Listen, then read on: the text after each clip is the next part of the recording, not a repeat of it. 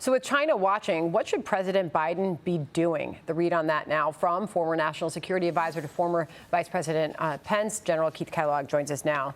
General, great to see you. Thank you for being here. So China is going to be watching this closely. What should Biden be doing?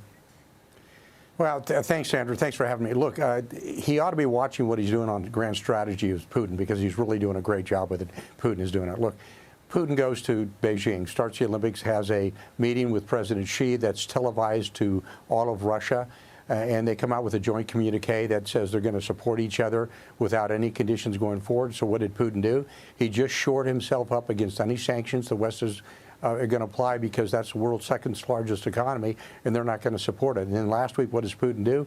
He meets with Viktor Orban, the prime minister of Hungary, who's a NATO ally, in a bilateral in Moscow. And next week, he meets with Macron of France, who's going to Kyiv and then into Moscow. And then Olaf Scholz, the Chancellor of Germany, says he doesn't want to push sanctions, heavy sanctions on Russia, regardless of what happens. And Moscow is prepared to invade. They've got the forces they need if they want to go in. Here's what Biden should not have done.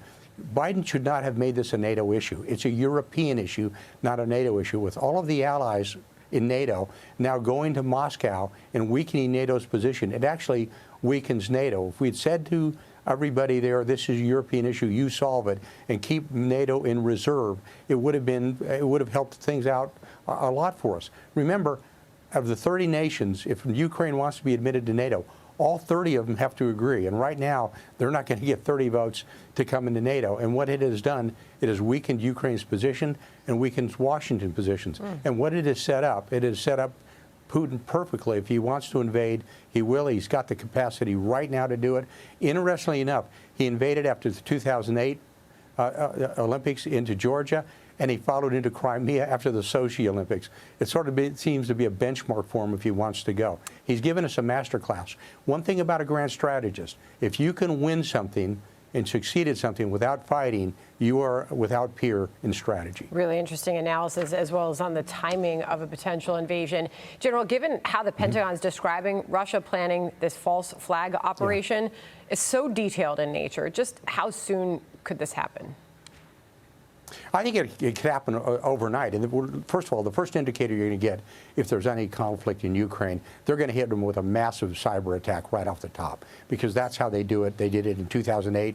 They did this in 2014. That's how militaries, modern militaries, do it. And then they follow with what the Russians call their VDV, which are their Special Operations and Airborne Forces. If they're worried about a false flag, what the president should do, he can declassify anything he wants to.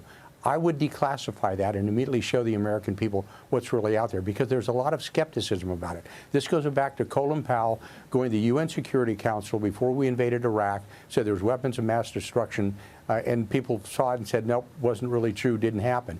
And then yesterday, Ned Price, the State Department spokesman, was pushed on that, and he couldn't really respond to it. So the response should be from the administration, let me show you what I have.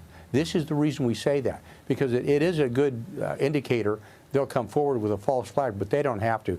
They're prepared to go on a moment's notice if they want to. They don't need a false flag operation. General, I'll ask you a question I asked Admiral Kirby when he joined us from the Pentagon yesterday, same time yesterday. Do you believe that the administration was sending any sort of message to Putin, to Russia, with that most recent raid by U.S. Special Forces in Syria, as any sort of deterrent? No, not really, Sandra, because that operation has actually been planned since 2019. In 2019, when Baghdadi named al-Qarushi, and that's one of his nom de guerre, the names that he uses as his successor, he basically signed the guy's death warrant. Because in 2020, we designate him a state-designated global terrorist. And we Mike Pompeo put a $10 million bounty on his head back in 2020. The message we're sending to terrorists around the world, you can run, but and you can try to hide, but we're going to find you. And we actually did that. That's a continuation of efforts out there.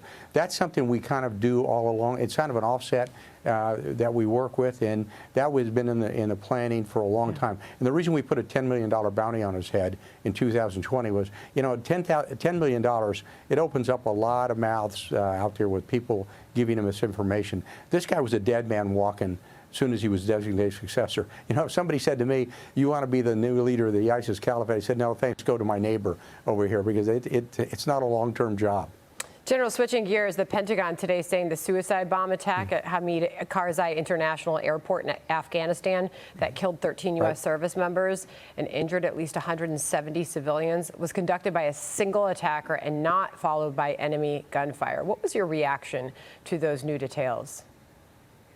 Yeah, well, I wasn't surprised by it. That's kind of the way they did it out there, on these kind of attacks. We actually made a bad shot where we actually killed some civilians, what we thought was in response to it. These kind of reports don't surprise me because there's a fog of war out there. And I used to tell the president and the vice president, I said, there's an old axiom you need to follow. The first report is always wrong in warfare. And you should understand that. So it's not surprising. Look, Sandra, very candidly, it was a debacle in Afghanistan. Something happened that shouldn't have happened. We shouldn't have been put in that position as the United States. Biden put us in that position. I think he got some good advice that he just didn't follow, and we ended up losing 13 great Americans, plus hundreds of civilians as well. And you joined us all throughout that time, General. We appreciate you joining us this evening. Thank you very much, sir. Thanks, Sandra. Thanks for having me. Okay. Hey, Sean Hannity here. Hey, click here to subscribe to Fox News YouTube page and catch our hottest interviews and most compelling analysis. You will not get it anywhere else.